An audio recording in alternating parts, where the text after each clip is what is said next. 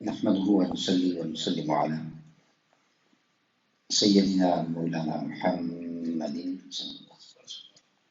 رسوله النبي الأمين المكين الحنين الكريم الرؤوف الرحيم أما بعد فأعوذ بالله من الشيطان الرجيم بسم الله الرحمن الرحيم قال الله تبارك وتعالى في الكلام المجيد والفرقان الحميد قال الذي عنده علم من الكتاب أنا آتيك به قبل أن يرتد إليك طرفك فلما رآه مستقرا عنده قال هذا من فضل ربي صدق الله مولانا العظيم.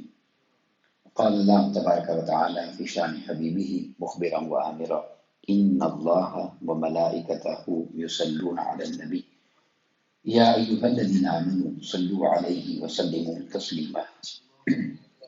مولاي صل وسلم دائما أبدا على حبيبك خير الخلق كلهم محمد سيد الكونين والثقلين والفريقين من عرب ومن عجم هو الحبيب الذي ترجى شفاعته لكل هول من الأحوال مقتحم يا رب بالمصطفى بلغ مقاصدنا واغفر لنا ما مضى يا واسع الكرم. اللہ رب العزت خالق کائنات کی حمد و ثنا پیارے آقا کریم علیہ السلام کی بارگاہ میں عاجزانہ ہدیہ درود و سلام کے بعد تمام احباب اور سامعین کو السلام علیکم ورحمۃ اللہ وبرکاتہ. الحمدللہ تعالی اللہ رب العزت کے فضل اور اس کے احسان سے ماہانہ 11ویں شریف کی اس بابرکت نشست میں ہم سب شریک ہیں. دعا ہے کہ اللہ رب العزت ہم سب کو اس محفل پاک کی برکات نصیب فرمائے اور اپنی خاص رحمت کے صدقے میں ہم سب کو حق بیان کرنے اور اس پر عمل کرنے کی توفیق عطا فرمائے. آج کی اس مبارک نشست میں جس مضمون پر میں اظہار خیال کرنا چاہ رہا ہوں، دین اسلام میں اللہ رب العزت نے اس چیز کو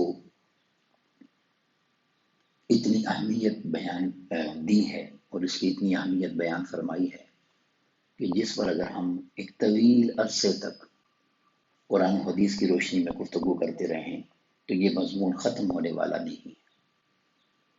اور وہ مضمون ہے علم کی فضیلت. جب ہم دین کے باب میں علم کی بات کرتے ہیں تو اس پہ خاص طور پر اس سے مراد دین کا علم ہوتا ہے، جو کہ ہر علم کا جامع ہے. اللہ رب العزت نے اس دین کے اندر اور اپنی تاریخ تخلیق میں جب انسانیت کو اس نے خلق فرمایا تو روز اول آدم علیہ السلام کی عظمت کے جس پہلو کو دنیا کے سامنے بیان فرمایا، آپ کی عظمت کی، آپ کی شان کے بے شمار گوشے ہیں، بحیثیت نبی آپ کے بے شمار فضائل ہیں، مگر اللہ رب العزت نے فرشتوں جیسی مخلوق پر بھی آدم علیہ السلام کو جس جوہر اور جس زیور اور جس خصوصیت کی بنا پر فضیلت عطا فرمائی وہ علم تھا کہ علم کی وجہ سے انہیں افضل قرار دیا، اور اسی علم کو ان کا دنیا میں اپنے نائب ہونے کی بنیاد بنایا. انی جاعل فی الارض خلیفہ. اب یہ ایک تاریخ ہے.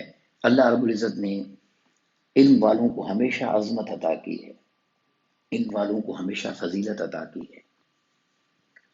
جو آیات مقدسہ میں جس آیت کا حصہ تلاوت کیا ہے سورہ النمل میں حضرت سلیمان علیہ السلام کی مجلس کا واقعہ ہے. اس کی میں تفصیل آپ کے سامنے عرض کرتا ہوں، مگر بنیادی طور پر یہ بات سمجھنے والی ہے کہ آج جب ہم کسی بھی اللہ کے ولی کا ذکر کرتے ہیں، اللہ کے محبوب بندے کا ذکر کرتے ہیں، تو آقا کریم علیہ السلام کی امت میں کوئی ایک ولی بھی، میں پورے یقین سے یہ بات آپ سے عرض کرتا ہوں، کوئی ایک ولی بھی ایسا نہیں ہے جو صاحب علم نہ ہو. یعنی سادہ سی بات اگر میں اسے آسان لفظوں میں کہوں تو جو شخص عالم نہ ہو وہ اللہ کا ولی ہو ہی نہیں سکتا. یہ وجہ ہے کہ جس بھی صاحب علم کو اٹھا کر اللہ کے ولی کو دیکھیں گے وہ ہمیشہ صاحب علم دکھائی دے گا. اور حضور سیدنا غوث الاعظم دستگیر رضی اللہ تعالیٰ عنہ نے اپنی ولایت کی نشانی اور ولایت کی بنیاد اور ولایت کا سبب خود علم کو ارشاد فرمایا. آپ نے ارشاد فرمایا درست العلم، میں نے علم سیکھا ہے، میں نے علم کو پڑھا ہے، میں نے علم حاصل کیا ہے. کتنا؟ حتی صرت قطبہ، کہ علم پڑھتے پڑھتے پڑھتے اللہ رب العزت نے مجھے مقام قطبیت عطا فرمایا، جو ولایت کا سب سے اونچا مقام ہے، قطب. تو یعنی قطب کا جو مقام مجھے اللہ رب العزت نے دیا ہے وہ مجھے علم حاصل کرنے کے صدقے میں دیا ہے. وہ علم جس پر بچپن میں والدہ نے آپ کو رخصت فرمایا تھا، اور 35 سال سفر کرتے کرتے 35 سال سفر کرتے کرتے آپ علم حاصل کرتے رہے، اور پھر 40 سال اس علم کی تبلیغ فرمائی. یہ وہ حضور سیدنا غوث الاعظم دستگیر رضی اللہ عنہ کی ذات سے منسوب یہ 11ویں شریف کی نشست ہے. اب یہ جو آیات ہیں سورہ النمل میں، یہ مضمون بڑے پیچھے سے چلا آ رہا ہے، مگر یہاں اس واقعے کا ذکر ہے جو میں آپ کے سامنے پیش کرنا چاہتا ہوں. جب ملکہ بلقیس حضرت سلیمان علیہ السلام سے ملاقات کے لیے آ رہی تھی، اور حضرت سلیمان علیہ السلام کو اس کی خبر ہوئی، تو آپ نے چاہا کہ جس تخت پر وہ بیٹھتی ہے وہ تخت اس کے یہاں پہنچنے سے پہلے میں منگوا لیتا ہوں، تاکہ اس تخت کو دیکھ کر وہ خوش ہو جائے گی، مانوس ہو جائے گی. تو وہ تخت 700 میل کی مسافت پہ پڑا ہوا تھا، 700 مائلز دور پڑا ہوا تھا جو اس کی جگہ تھی. اور وہ آتے ہوئے اس کو اپنے گھر میں اندر بڑے کمروں کے اندر چھپا کے محفوظ کر کے آئی تھی، کیونکہ وہ اس کا ایک خاندانی اور بڑا وراثت والا تخت تھا. تو آپ نے اپنے درباریوں سے یہ کہا، سلیمان علیہ السلام اپنی مجلس میں بیٹھے ہیں، اس میں جنات بھی ہیں اور اس میں انسان بھی ہیں، کیونکہ اللہ رب العزت نے آپ کو جنات پر بھی حکمرانی عطا فرمائی. تو آپ نے ان لوگوں سے پوچھا جو لوگ بیٹھے ہوئے تھے. آپ نے کہا قال یا ایھا الملأ، اے میرے دربار میں بیٹھنے والے لوگوں، میں تم سے یہ پوچھتا ہوں، ایکم یاتینی بعرشھا قبل ان یاتونی مسلمین، کون اس تخت کو میرے پاس لا سکتا ہے اس سے پہلے کہ وہ تسلیم کرتے ہوئے، مانتے ہوئے، مسلمان ہو کر میرے سامنے حاضر ہو جائے. یعنی ملکہ بلقیس کے آنے سے پہلے پہلے کون اس تخت کو میرے پاس لا سکتا ہے جو 700 میل دور پڑا ہوا ہے. قرآن مجید نے کہا قال عفریت من الجن، جنوں میں سے ایک بڑا طاقتور جن تھا، ایک بڑا قوی جن، مضبوط بڑا جن. اس نے یہ کہا انا آتی کبھی، میں اسے آپ کے پاس لا سکتا ہوں، میں اس تخت کو آپ کے پاس لا سکتا ہوں، پیش کر سکتا ہوں. کتنا ٹائم لگے گا؟ اس نے کہا قبل ان تقوم من مقامک، آپ جس مجلس میں بیٹھے ہوئے ہیں اس سے پہلے کہ آپ مجلس سے اٹھیں، اپنے مقام سے اٹھیں، اس سے پہلے میں وہ تخت آپ کے پاس لا کر حاضر کر دوں گا. اب وہ جنات میں سے تھا، اس نے اپنی طاقت کا ذکر کیا. اب آگے سننے والی بات ہے، اس نے کہا وَإِنِّي عَلَيْهِ لَقَوِيٌّ أَمِينٌ، اور آپ یہ بات جانتے ہیں کہ میرے پاس اتنی طاقت ہے کہ اس کو لے آؤں. امین، طاقت بھی ہے، اور امین، اور یہ بات بھی آپ جانتے ہیں کہ میں امانت دار ہوں، میں امانت میں خیانت بھی نہیں کروں گا. یعنی اتنا بھی آپ کو علم ہے کہ میں لا سکتا ہوں، طاقت کا میری، اور اس بات کو بھی آپ جانتے ہیں کہ میں امین ہوں. حضرت سلیمان علیہ السلام، اب ایک منٹ سوچنے کی بات یہ ہے کہ حضرت سلیمان علیہ السلام کو جب یہ کہا گیا، عرض کیا گیا کہ آپ کے اٹھنے سے پہلے آ جائے گا، تو اٹھنا تو انسان چند سیکنڈ میں اٹھ جاتا ہے اپنے مقام سے، مگر آپ چاہتے یہ تھے کہ اس سے جلدی آئے. ایک بات، اور دوسری بات جسے مفسرین نے بیان فرمایا وہ یہ، آپ یہ بھی جانتے تھے کہ کوئی اس سے جلدی بھی لا سکتا ہے، ورنہ آپ فرماتے ٹھیک ہے لے آؤ. آپ نے کہا نہیں، مجھے اس سے جلدی چاہیے، یہ جو اٹھنے میں ٹائم لگتا ہے چند سیکنڈ، مجھے اس سے بھی جلدی چاہیے. اب قرآن مجید نے کہا قال الذی عنده علم من الکتاب، اب یہ ٹاپک ہمارا دیکھیں. اب وہ شخص بولا جس کے پاس کتاب کا علم تھا، وہ جن نہیں تھا، اس کے بعد جناتی طاقت نہیں تھی. قرآن مجید نے اس مقام پر علم کی طاقت کو جنات سے بھی بڑا بیان فرمایا ہے. اب یہ بات سمجھنے والی ہے قرآن مجید کا یہ نقطہ، علم کی فضیلت اور عظمت کو دیکھیں۔ انسان نے اگر جنات کی طاقت زیادہ ہوتی تو اللہ جن کو خلیفہ بناتا۔ یہ جنات تو انسانوں کی غلامی کے لیے بنائے گئے ہیں۔ اگر انسان صاحب علم ہو جائے، صاحب مقام ہو جائے، صاحب رتبہ ہو جائے، تو اس شخص نے کہا قال الذی عنده علم من الکتاب، جس کے پاس کتاب کا علم تھا، اس نے کہا انا آتی کبھی، میں اسے آپ کے پاس لے آتا ہوں۔ جس تخت کو آپ منگوانا چاہ رہے ہیں، جس تخت کو آپ دیکھنا چاہتے ہیں، میں اس کو آپ کے پاس لا سکتا ہوں۔ ٹائم کتنا لگے گا؟ اس نے کہا قبل ان یرتد الیک طرفک، میں اسے اس سے پہلے لے آؤں گا کہ آپ آنکھ جھپکیں، بس آپ صرف آنکھ جھپکیں، آنکھ بند کر کے کھولیں، تخت آپ کے سامنے ہوگا، وہ جو 700 میل دور پڑا ہے۔ اب یہ کوئی جادو تو نہیں ہے نا، طاقت ہے، علم ہے۔ اب یہاں اس سے پہلے کہ آگے چلوں، بڑی خوبصورت بات ہے، وہ یہ ہے کہ یہ قرآن مجید نے جو نقطہ دیا ہے یہ بڑا توجہ طلب ہے میرے آپ کے لیے۔ قال الذی عنده علم من الکتاب، وہ بولا جس کے پاس کتاب کا علم تھا، وہ کتاب جو ان کے پاس تھی، وہ کتاب جو ان کے پاس تھی۔ ہمارے پاس وہ کتاب ہے جو اس کتاب کی بھی سردار ہے، جو قرآن مجید ہے۔ اس کی علم رکھنے والے کی طاقت کا ہم اندازہ نہیں لگا سکتے کہ کیا ہے۔ اب آپ نے کہا اچھا ایسی بات ہے، میں اسے لے آتا ہوں آپ کے سامنے، آپ کی نگاہ پلٹنے سے پہلے لے آتا ہوں۔ فلما رآہ، اور جب وہ لے آیا اور آپ نے دیکھ لیا مستقرا عنده، کہ وہ آپ کے پاس سامنے موجود ہے، سلمان علیہ السلام نے جب اس تخت کو اپنے سامنے رکھا ہوا دیکھا تو سلیمان علیہ السلام نے ایک خوبصورت جملہ ارشاد فرمایا، اور وہ کیا فرمایا؟ قال ھذا من فضل ربی،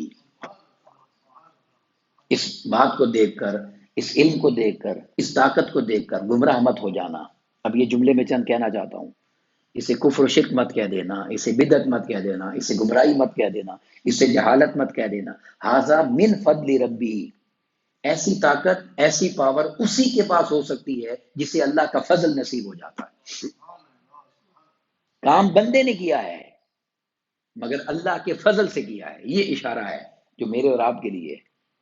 اس مقام پر آ کر مفسرین بیان کرتے ہیں کہ 700 میل دور پڑا تخت اگر حضرت سلیمان علیہ السلام کی کتاب کا عالم اٹھا کر لا سکتا ہے تو جو قرآن کا عالم ہو وہ کیا کچھ اٹھا کر نہیں لا سکتا، وہ کیا کچھ کر کے نہیں دکھا سکتا۔ اور جب وہ کرے تو فتویٰ پھر یہی ہوگا ھذا من فضل ربی۔ کسی عالم نے کوئی کام کیا ہے، کسی علم رکھنے والے نے کوئی کام کیا ہے، تو وہ علم رکھنے والا شخص اور وہ علم کا کام کرنے والا شخص جو ہے وہ اللہ کے فضل سے ہی کرتا ہے، جو بھی کرتا ہے وہ اللہ کے فضل سے کرتا ہے۔ اور اللہ کا سب سے بڑا فضل علم ہے،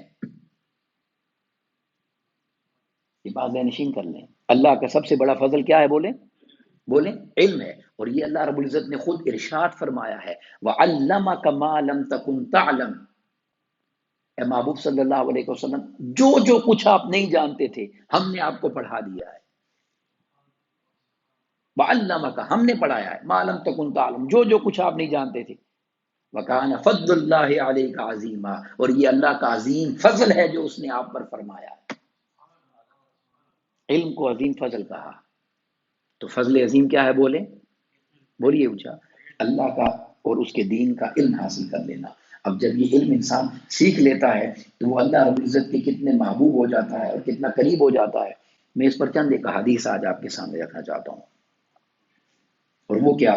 سب سے پہلی حدیث یہ، آقا صلی اللہ علیہ وسلم نے فرمایا من حفظ علی امتی 40 حدیثا، میری امت میں سے جو شخص 40 حدیثوں کو یاد کر لے، یعنی علم کی رغبت دلائی ہے۔ اب مختلف مقام پہ آقا علیہ السلام نے مختلف اس کا اجر فرمایا، یعنی ایک نہیں بیان فرمایا، مختلف اجر ہیں، وہ سب میں چند ایک آپ کے سامنے بیان کرتا ہوں۔ فرمایا جو شخص میری امت میں سے 40 حدیثوں کو یاد کر لے گا، من امر دینیہا بعثہ اللہ عز وجل یوم القیامت من زمرۃ الفقہاء والعلماء، جو کوئی بھی 40 حدیثوں کو میری امت میں سیکھ لے گا، یاد کر لے گا، حفظ کر لے گا، سمجھ لے گا، پڑھ لے گا، جان لے گا، یا اس کا علم حاصل کر لے گا، اللہ رب العزت قیامت کے دن اس کو فقہاء اور علماء کے زمرے میں داخل فرما دے گا، وہ فقہاء اور علماء کے ساتھ اٹھایا جائے گا۔ اور ایک حدیث پاک میں آقا علیہ السلام نے فرمایا کنت لہ شفیعا و شہیدا یوم القیامہ، میں خود اس شخص کے لیے قیامت کے دن شفاعت کرنے والا اور اس کا گواہ بن کے حاضر ہو جاؤں گا. خود آقا علیہ السلام نے فرمایا کون تو لہو، میں ہو جاؤں گا، اس شخص کے لیے حاضر ہو جاؤں گا قیامت کے دن اللہ کی بارگاہ میں، شفیع بن کر اور شہید بن کر اس کے لیے گواہی دینے والا. اور حضرت مسعود ابن مسعود رضی اللہ عنہ کی روایت کے الفاظ یہ ہیں، آپ نے فرمایا کہ قیل لہ، اس سے کہا جائے گا ادخل من ای ابواب الجنت شئت، جنت کے جس دروازے سے تو چاہتا ہے داخل ہو جا. اس علم حاصل کرنے والے شخص سے یہ کہا جائے گا جنت کے جس دروازے سے تو داخل ہونا چاہتا ہے تو آج داخل ہو جا. یعنی اتنی عظمت اور اتنی شان دی جائے گی. اب اگلی حدیث پاک ان ابی امامۃ الباہلی رضی اللہ تعالیٰ عنہ، ابو امامہ باہلی رضی اللہ تعالیٰ روایت کرتے ہیں، قال ذکر علی رسول اللہ صلی اللہ علیہ وسلم رجلان، آقا کریم علیہ الصلوۃ والسلام کے سامنے دو بندوں کا ذکر کیا گیا، دو لوگوں کا ذکر ہوا. اب وہ کون سے تھے؟ فرمایا احدہما عابد، ان میں سے ایک وہ تھا جو عبادت والا تھا، عابد شخص، عبادت گزار عابد تھا، والآخر عالم، اور دوسرا شخص عالم تھا، علم رکھنے والا. دو بندوں کی بات ہوئی، ایک بڑا علم رکھنے والا ہے، ایک بڑی عبادت کرنے والا ہے. تو اب دیکھیں فقال رسول اللہ صلی اللہ علیہ وسلم، تو آقا کریم علیہ السلام نے جب یہ بات سنی، ایک علم والے کا ذکر سنا اور ایک عبادت والے کا ذکر سنا، تو آقا علیہ السلام نے کیا فرمایا؟ آقا علیہ السلام نے فرمایا فضل العالم علی العابد، میں تمہیں بتاتا ہوں کہ عالم کی عبادت والے پر کیا فضیلت ہے. فضل العالمی، جو عالم ہے اس کی فضیلت علی العابد، عبادت کرنے والے پر کیا ہے. یعنی جو صرف عبادت کر رہا ہے، علم حاصل نہیں کیا، اور دوسری طرف وہ شخص ہے جس نے علم بھی حاصل کیا ہے، تو میں اس کی فضیلت کیا ہے، اس کی عظمت کیا ہے. تو اب جو جملہ آقا علیہ السلام نے ارشاد فرمایا، توجہ سے سنیے گا. آقا علیہ السلام نے فرمایا کفضلی علی ادناکم، عالم کی فضیلت عابد پر ایسے ہی ہے جیسے میری فضیلت تم میں سے سب سے ادنا پر ہے. دونوں طرف ایکسٹریم ہے، جو سب سے نیچے درجے پر ہے اس کے مقابلے میں جو میری فضیلت ہے سب سے بلند مقام پر. تو میں جتنی فضیلت یہ ہے نا سب سے چھوٹے پر ادنا پر میری ہے، اتنی بڑی فضیلت اللہ نے عالم کو دی ہے جو عابد پر اللہ اسے عطا کرتا ہے. کیوں کہ اللہ رب العزت نے اس علم کو انبیاء کی وراثت بنایا ہے، اس علم کو انسان کی عظمت بنایا ہے، اس علم کے صدقے انسان کو عظمت دی ہے. اور یہی علم ہے جو انسان کو صاحب مقام بناتا ہے. جو جتنا علم حاصل کرتا چلا جاتا ہے وہ اللہ رب العزت کی بارگاہ میں اتنا ہی محبوب ہوتا چلا جاتا ہے. اور حضور سیدنا غوث اعظم دستگیر رضی اللہ تعالیٰ کیا فرما رہے ہیں کہ یہ جو میں خود بن گیا ہوں، کتب بنا ہوں، ولیوں کا سردار بن گیا ہوں، اولیاء کا بادشاہ بنا ہوں، یہ اس لیے بنا ہوں کہ میں نے علم اتنا پڑھا ہے کہ اللہ نے اس علم کے صدقے میں مجھے مقام ولایت عطا فرما دیا. اور وہ علم کیا ہوگا کہ جس علم کے ساتھ پھر عمل کی اتنی طاقت ہے کہ 40 سال عشاء کی وضو سے نماز فجر پڑھی ہے. آپ اندازہ کریں نا کہ وہ علم کتنا طاقتور ہوگا. اور اگر اس کتاب کا علم رکھنے والا اتنا پاورفل ہے کہ وہ 700 میل دور پڑی چیز کو اٹھا کر لے آتا ہے، تو جسے اللہ رب العزت قرآن مجید کا علم عطا کر دے اس کے لیے دنیا میں کون سی چیز مخفی رہ جاتی ہے یا دور رہ جاتی ہے. مگر ضروری ہے کہ انسان کامل علم حاصل کرے. پھر اس کے بعد آقا علیہ السلام نے فرمایا، یہ جب بیان فرمایا کہ میری فضیلت تم میں سے ادنا پر، اس طرح اس کے بعد فرمایا ثم قال رسول اللہ صلی اللہ علیہ وسلم ان اللہ و ملائکتہ، اللہ کے سارے فرشتے جو اس نے بنائے ہیں، واہل السماوات، اور سماوات آسمانوں میں رہنے والے سارے، والارضین، اور زمین میں رہنے والی ساری مخلوقات. اب زمین اور آسمان کی مخلوقات گن دی ہیں، مگر اس کے بعد پھر آقا علیہ السلام نے فرمایا حتی النملۃ فی جحرہا، حتیٰ کہ چونٹی جو اپنے بل کے اندر گھسی ہوئی ہے،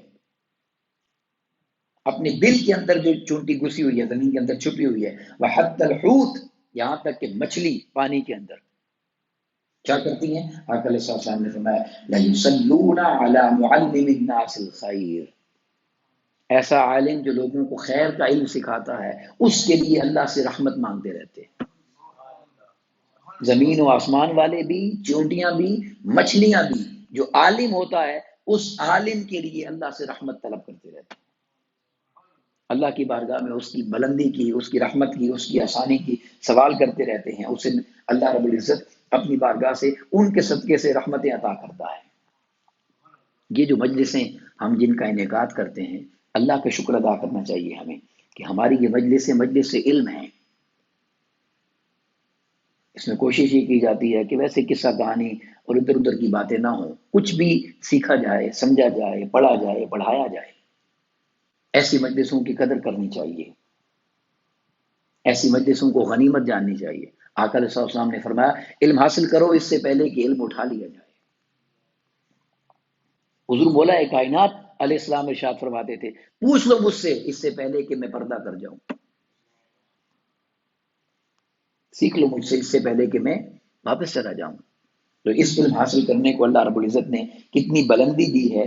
آقا علیہ السلام نے ارشاد فرمایا بین العالم والعابد، یہ جو میں نے آپ کو ایک بتایا نا کہ عالم افضل ہے عابد سے، اب وہ کتنا افضل ہے؟ فرمایا بین العالم والعابد مئۃ درجہ، 100 درجے اللہ رب العزت نے عالم کو عبادت والے پر فضیلت عطا کی، ایک درجہ بھی نہیں، 100 درجے بلندی عطا کی ہے۔ اتنا اللہ رب العزت اس علم سے محبت کرتا ہے، اس لیے اس نے پہلی وحی جو اتاری، اس پہلی وحی میں پہلا حکم ہی یہ تھا اقرا، پڑھو۔ میں ایک مضمون پڑھ رہا تھا، اس میں ایک جملہ کسی نے لکھا تھا جو بڑے درد کی بات تھی، اور وہ امت مسلمہ کا حال لکھا تھا۔ اس نے یہ لکھا کہ اس امت پر افسوس ہوتا ہے کہ یہ امت آج جہالت کی طرف جا رہی ہے جس پر وحی کا آغاز ہی پڑھنے کے سبق سے ہوا تھا۔ جس امت پر وحی کا آغاز ہی پڑھنے کے سبق سے ہوا ہے، وہی امت جہالت کی طرف جا رہی ہے۔ جہالت سے مراد دین کے علم سے دوری ہے، دین کے علم کی محرومی ہے۔ اور جب انسان اللہ رب العزت کی رضا کے لیے دین حاصل کرتا ہے اور دین سیکھتا ہے اور دین کی طرف جاتا ہے، کیونکہ حضرت سلیمان علیہ السلام کا ذکر ہوا ہے، تو حضرت سلیمان علیہ السلام کو اللہ رب العزت نے اختیار دیا، اللہ کے نبی ہیں، اللہ نے مقام دیا، اختیار دیا کہ میں تمہیں 3 چیزیں دیتا ہوں، کوئی ایک چیز اختیار کر لو۔ اگر تمہیں علم چاہیے تو میں تمہیں علم دیتا ہوں، حضرت سلیمان علیہ السلام۔ اگر تمہیں مال چاہیے تو میں تمہیں مال دیتا ہوں، اگر تمہیں بادشاہی چاہیے تو میں تمہیں بادشاہت دیتا ہوں۔ اب یہ بات ذہن میں رکھ لیجئے، اس سے پہلے کہ میں اس کا جواب دوں، حضرت داؤد علیہ السلام نے ایک دن اللہ سے گزارش کی تھی، حضرت داؤد علیہ السلام نے کہ یا اللہ تو جیسا میرے ساتھ ہے ویسا میری اولاد کے ساتھ بھی ہو جا، یعنی جتنا تو مجھ پہ مہربان ہے، جتنی تیری عنایات میرے لیے ہیں، جتنی شفقتیں مجھ پہ کرتا ہے اتنی میری اولاد پہ بھی کر۔ ذرا غور کریں، حضرت داؤد علیہ السلام نے جب یہ گزارش کی تو اللہ نے فرمایا داؤد اگر تیری اولاد ویسی ہوگی جیسا تو میرے ساتھ ہے تو میں بھی ویسا ہی ہو جاؤں گا جیسا تیرے ساتھ ہوں۔ اب دیکھیں مقام کیا ہے، اللہ رب العزت نے کہا کہ علم چاہیے تو علم دیتا ہوں، مال چاہیے تو مال دیتا ہوں، بادشاہت چاہیے تو بادشاہت دیتا ہوں۔ اب قربان جائیں، چونکہ مقام نبوت ہے نا، تو حضرت سلیمان علیہ السلام نے عرض کیا یا اللہ مجھے علم عطا کر دے، یا اللہ مجھے علم عطا کر۔ اللہ رب العزت نے فرمایا اے سلیمان تم نے وہ چیز مانگی ہے جو میری خوشی اور میری رضا ہے، اب تمہیں علم بھی دیتا ہوں، تمہیں مال بھی دیتا ہوں، اور تمہیں بادشاہت بھی دیتا ہوں۔ اور کیسی بادشاہت دی پھر؟ اس بادشاہت کا آقا علیہ السلام بھی حیا کرتے تھے۔ میں بڑی خوبصورت بات آپ سے شیئر کرنے لگا ہوں، کیونکہ اللہ رب العزت نے جنات پر آپ کو حکمرانی دی تھی نا، تو ایک مرتبہ آقا علیہ السلام نے ایک جن کو رات کو اس سے بات ہوئی تو اس کو پکڑ لیا، وہ قابو آ گیا۔ آقا علیہ السلام نے چاہا کہ میں اس کو باندھ دوں مسجد کے ستون کے ساتھ اور صبح لوگوں کو دکھاؤں کہ یہ جن ہے۔ پھر آقا علیہ السلام نے اس کو چھوڑ دیا۔ جملہ جو ہے جو میں بتانا چاہتا ہوں، صبح صحابہ کرام کو واقعہ سنایا، اور یہ واقعہ سنا کر کہا کہ میرا دل تھا کہ میں اس کو اس ستون سے باندھ دیتا، تم صبح اس کو دیکھتے، مگر پھر میں نے اس کو چھوڑ دیا۔ تو صحابہ کرام نے عرض کیا یا رسول اللہ صلی اللہ علیہ وسلم، آپ نے اسے کیوں چھوڑ دیا؟ آپ اسے باندھتے تو ہم اسے دیکھ لیتے۔ تو آقا علیہ السلام نے فرمایا مجھے اپنے بھائی سلیمان کی دعا یاد آ گئی۔ حیا دیکھیں، مجھے اپنے بھائی سلیمان کی دعا یاد آ گئی تھی کہ جیسی حکمرانی مجھے دی ہے جنات پر کسی اور کو مت دینا۔ اتنا حیا کیا کہ پاور زیادہ ہے، مگر اس دعا کا حیا اتنا کیا کہ اس جن کو باندھا نہیں اور اسے آزاد کر دیا۔ تو اللہ رب العزت نے فرمایا سلیمان، تیری یہ مانگنا، سوال کرنا اتنا پسند آیا ہے کہ تو نے علم کا اختیار کیا ہے، تو یہ علم بھی دے رہا ہوں، تجھے مال بھی دے رہا ہوں، اور تجھے بادشاہت بھی دے رہا ہوں۔ تو اللہ رب العزت اس علم کے صدقے میں انسان کو پھر عطا کرتا ہے، اور کیا کیا عطا کرتا ہے؟ فرمایا من تفقہ فی الدین، جو شخص دین میں کوشش کرتا ہے، محنت کرتا ہے، حاصل کرتا ہے، دین کی گہرائی سیکھتا ہے، فقہ سیکھتا ہے، دین کو سیکھتا ہے، من تفقہ فی الدین عز وجل، اللہ رب العزت اس کے لیے کیا کرتا ہے؟ کفاہ اللہ تعالی، اللہ اس کے لیے خود کافی ہو جاتا ہے، اللہ اس کے لیے کافی ہو جاتا ہے۔ کس چیز میں؟ ما اہمہ، جو بھی تکلیف پریشانی اس کو پہنچتی ہے، اللہ اس کی تکلیف میں خود اس کے لیے کافی ہو جاتا ہے۔ وَرَزَقَهُ مِنْ حَيْثُ لَا يَحْتَسِبُ، اور اللہ رب العزت اس کو وہاں سے رزق عطا کرتا ہے جس کا اس کو کہیں گمان بھی نہیں ہوتا، جس کا اس کو، بولیے، کوئی گمان بھی نہیں ہوتا، اللہ اس کو وہاں سے عطا فرماتا ہے، وہاں سے اس کو نوازتا ہے جس کا وہ انسان سوچ بھی نہیں سکتا۔ پھر حضرت امام غزالی رحمۃ اللہ تعالیٰ نے ایک روایت بیان کی ہے، اور اس میں آپ بیان فرماتے ہیں کہ علم کی مجلس میں اگر کوئی حاضر ہو جائے، علم کی فضیلت دیکھیں، جو عالم ہے اس کی تو اپنی شان اور مقام ہے نا، اس کی مجلس میں جو آ کے بیٹھتا ہے، اس کی مجلس میں آ کر بیٹھنا اللہ کو کتنا پسند ہے۔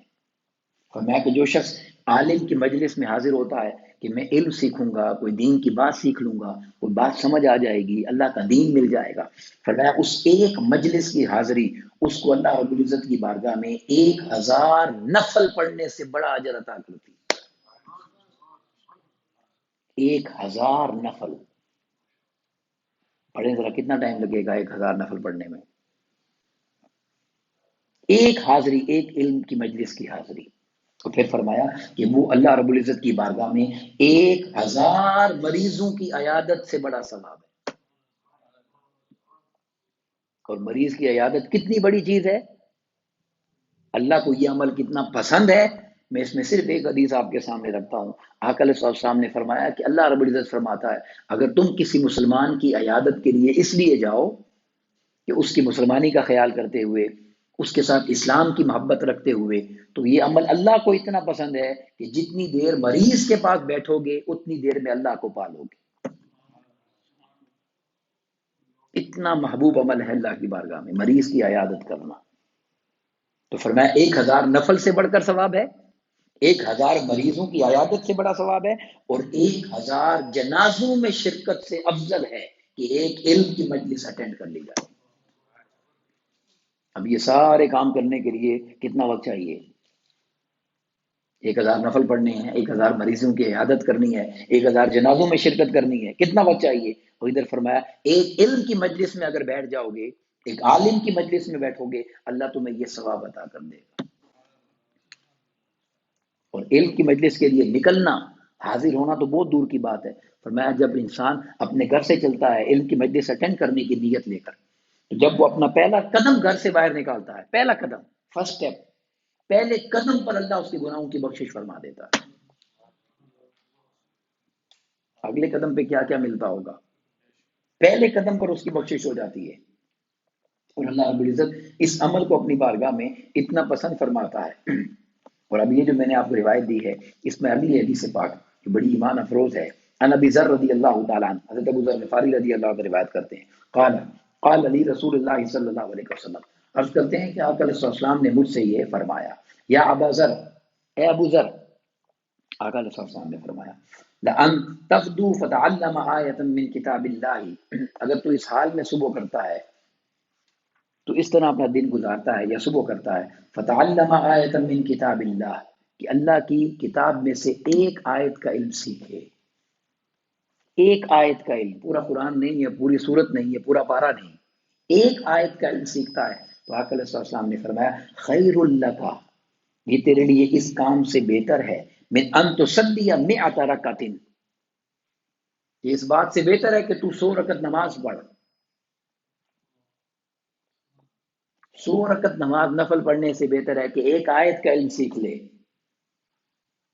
آگے چلیے، اور فرمایا وَلَا أَن تَغْدُو، اور اگر تو اس حال میں صبح کرتا ہے، فَتَعَلَّمَ بَابًا مِنَ الْعِلْمِ، کہ تو علم کا ایک باب سیکھے، کوئی ایک مضمون سیکھ لے، کسی ایک چیز کے بارے میں انسان جان لے. باب اسے کہتے ہیں جو ایک کسی چیز کے بارے میں جاننا جائے، کوئی ایک ٹاپک ہو اس کو سمجھا جائے. فرمایا کوئی ایک باب اگر تو سیکھتا ہے، اور اگلا دیکھیں، اب ہماری غفلتیں چونکہ جانتے تھے نا آقا علیہ السلام، فرمایا تو نے سیکھ لیا ہے، امیل بھی ہی، چاہے تو عمل کرے اس پر، کمزوری ہے نا عمل میں، عمل کرے، او لم یعمل، اور یا تو عمل نہ کرے، صرف تو نے پڑھ لیا ہے علم، ایک باب سیکھ لیا علم کا، عمل کیا یا نہیں، پھر اجر بڑھ جائے گا. میں صرف اگر تو نے سیکھ لیا ہے، فرمایا خیر من ان تصلی الف رکعت،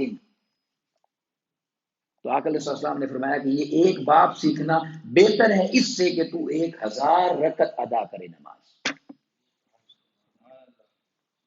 1000 رکعت نماز ادا کرے، اس سے بہتر ہے کہ علم کا تو نے ایک باب سیکھ لیا ہے. اب ذرا اندازہ کریں اللہ رب العزت اس علم کو اپنی بارگاہ میں کتنا محبوب رکھتا ہے، اور کتنا اللہ رب العزت اس سے پیار فرماتا ہے. اور اتنا پیار فرماتا ہے، آقا علیہ السلام حضرت ابو ذر اور حضرت ابو ہریرہ رضی اللہ عنہما روایت کرتے ہیں لباب یتعلمہ الرجل احب الی من الف رکعت تطوعا، اگر کوئی 1000 نفل پڑھتا ہے، اس سے زیادہ پسند ہے ہمیں کہ ایک بات انسان سیکھ لے، ایک باب سیکھ لے. یہ دو جلیل القدر صحابہ فرما رہے ہیں، ابو ذر اور حضرت ابو ہریرہ رضی اللہ عنہ. اور آگے کیا فرماتے ہیں، قال رسول اللہ صلی اللہ علیہ وسلم، آقا علیہ السلام نے فرمایا اذا جاء الموت، اگر موت اس حال میں آ جائے، لطالب العلم، کہ وہ علم حاصل کرنے کے لیے نکلا ہوا ہے، وهو على هذه الحالت، اور اس حالت میں مر گیا ہے، تو اللہ رب العزت اسے اجر یہ دیتا ہے وهو شہید، کہ یہ مرا نہیں ہے، یہ شہید ہو گیا ہے. کون سا شخص؟ جو شخص علم حاصل کرنے کے لیے علم کی محبت میں نکلا ہے اور اس کو موت آ گئی ہے، تو اللہ رب العزت اس کو اتنا بڑا اجر عطا کرتا ہے کہ اسے شہید کا مقام عطا کر دیا جاتا ہے، اسے شہید کا اجر دے دیا جاتا ہے. اب آپ ذرا اندازہ کریں کہ میں اور آپ اس علم سیکھنے میں کتنی ہمیں اس سے محبت ہے، اور کتنا ہم اس کے ساتھ ہمارا تعلق ہے، ہم اس کے ساتھ کیا حال کرتے ہیں. آخری کیٹیگری میں بھی ہماری زندگی کی روٹین میں نہیں ہے کہ علم سیکھنا ہے. پوری فہرست جو جو کچھ کرنا ہے اس میں ذرا فہرست بنا کر دیکھیں علم کہاں پر کھڑا ہوا ہے.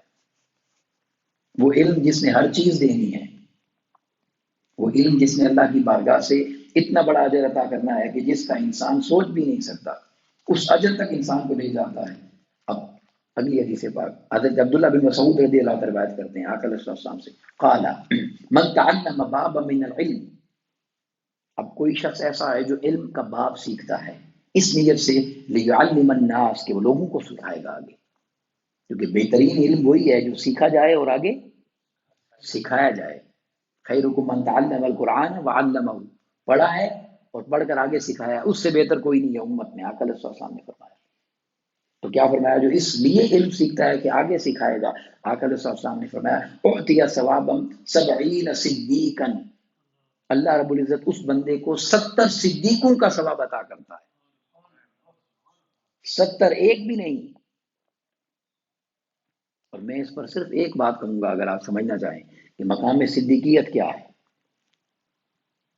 یہ جو 70 صدیقوں کا ثواب ملا ہے، مقام صدیقیت کیا ہے، تو یاد رکھ لیں اللہ نے جتنے مقامات بنائے ہیں، جتنے مقامات ہیں، اس میں سب سے بڑا مقام نبوت کا ہے. ٹھیک ہے، نبی سے بڑا کوئی مقام عہدہ نہیں ہے. نبوت کے بعد سب سے بڑا عہدہ صدیق کا ہے.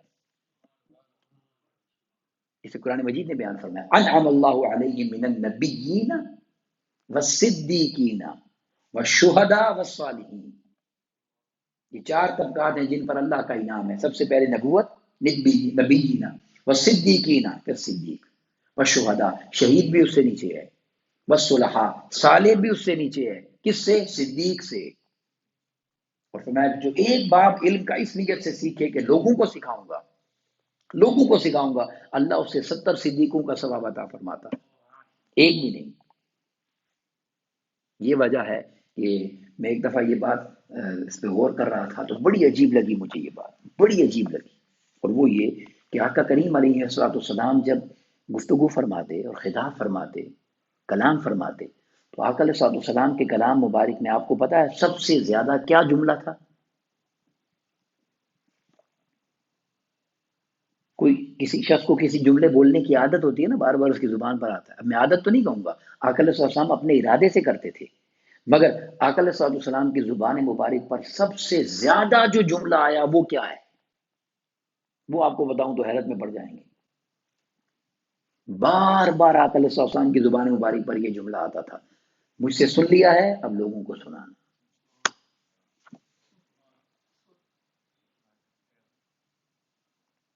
مجھ سے سنا ہے آگے پہنچاؤ۔ بار بار یہ جملہ آقا علیہ السلام جب فرماتے کچھ فرماتے تم نے سن لیا ان تک پہنچا دو جنہوں نے نہیں سنا۔ سب سے زیادہ آقا علیہ السلام کی زبان مبارک پر یہی جملہ آیا ہے۔ اتنا یعنی آقا علیہ السلام کو خیال تھا اسے ان کو پھیلانے کا، لوگوں تک پہنچانے کا، اور ہم اسی میں اتنی زیادہ کمزوری دکھاتے ہیں۔ آخری حدیث پاک جس پر بات کو مکمل کرتے ہیں اس میں حضرت ابو امامہ رضی اللہ عنہ روایت کرتے ہیں، آقا علیہ السلام اس شوق اور لگن کے ساتھ سنیں کہ اللہ مجھے آپ کو علم سے محبت عطا کرے، ہمیں علم کا ذوق عطا کرے۔ آپ فرماتے ہیں قال من غدا الى المسجد لا يريد الا ان يتعلم خيرا او يعلمه، کوئی شخص اگر اس نیت کے ساتھ مسجد کی طرف آتا ہے اور کوئی اس کی نیت نہیں ہوتی کہ یا علم سیکھے گا یا سکھائے گا، کیونکہ کوئی سیکھنے والا ہوتا ہے اور کوئی سکھانے والا ہوتا ہے تو دونوں کو جمع کر دیا، اور کسی لالچ سے نہیں آیا وہ، کہ جو ہم مجلسوں میں آتے ہیں تو ہمیں اپنی نیتوں کو درست کرنا چاہیے، فرمایا صرف اس نیت سے آتا ہے کہ علم سیکھے گا یا علم سکھائے گا، تو آقا علیہ السلام نے فرمایا کان لہو کا اجر حاج تامہ، اللہ اس کو اس ایک مجلس میں آنے کا اجر اس طرح عطا کرتا ہے کہ اس نے کامل حج کر لیا ہے، ایسا حج کیا ہے۔ پھر فرمایا حاج تامہ مکمل حج، اور پھر فرمایا حجتہ، جس حج کو اس نے خود کیا ہے، اس ایک مجلس کو جسے صرف اس نیت سے آیا ہے کہ علم سیکھوں گا یا سکھاؤں گا، اللہ رب العزت اس ایک مجلس میں آنے کا اجر اس کو ایسے حج کا عطا کرتا ہے کہ اس نے کامل مکمل حج پورا کیا ہے۔ اس لیے یہ جو مجلسیں ہم کرتے ہیں، کوشش کرتے ہیں کہ ان کو سجایا جائے، ان کا انعقاد کیا جائے، اور اس میں چاہے محفل نعت ہو، چاہے وہ 11ویں شریف کی نشست ہو، چاہے وہ درس قرآن ہو، چاہے وہ 21ویں کی نشست ہو، کوئی بھی مجلس ہو، اس میں علم کی اگر بات ہے اور علم کی بات ہوتی ہے تو اس کو اس نیت اور ارادے کے ساتھ لے کر آیا کریں کہ یہ ایک ایک مجلس، ایک ایک مجلس ہماری کئی کئی مہینوں کی نفل عبادتوں سے بڑھ کر اجر رکھتی ہے۔ آقا علیہ السلام مسجد میں تشریف لائے، ادھر کچھ لوگ نماز پڑھ رہے تھے، ذکر کر رہے تھے، ادھر کچھ لوگ علم کی بات کر رہے تھے، دو گروپ بنے ہوئے تھے۔ آقا علیہ السلام نے ان کو دیکھا، فرمایا تم خیر پر ہو، اچھی بات ہے، غلط کام نہیں کر رہے، مگر میں ادھر بیٹھوں گا، مجھے علم سے محبت ہے، علم والوں کے ساتھ بیٹھے، یعنی اتنا محبوب عمل ہے یہ۔ تو اس علم کے ساتھ اپنے تعلق کو مجھے اور آپ کو پختہ کرنے کی ضرورت ہے۔ اللہ رب العزت ہم سب کو اپنے کامل دین کی سمجھ عطا فرمائے اور اس دین میں پختگی عطا فرمائے۔ وما علینا الا البلاغ۔ السلام علیکم۔